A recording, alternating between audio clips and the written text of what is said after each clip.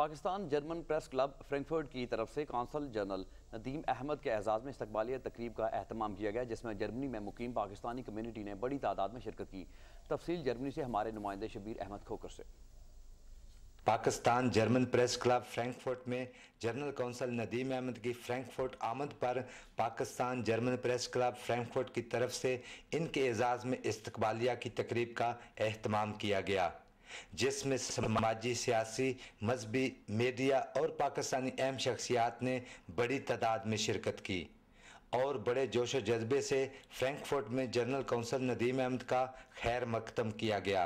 Pakistani community के नुमाइंदों ने यहाँ पर पाकिस्तानियों के मसाइल से कौंसल जनरल नदीम अहमद को आगाह किया।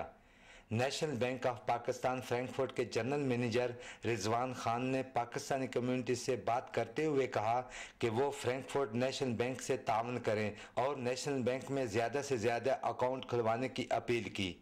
इनका मजीद कहना था कि पाकिस्तानी कम्युनिटी के इस तावन से यकीनन मुल्क पाकिस्तान को बहुत फ़ायदा होगा।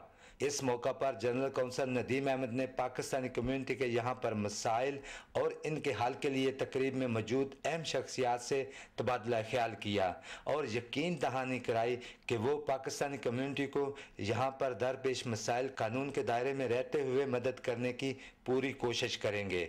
Shabir Ahmed Khokhar, Pakistan Television News, Frankfurt, Germany.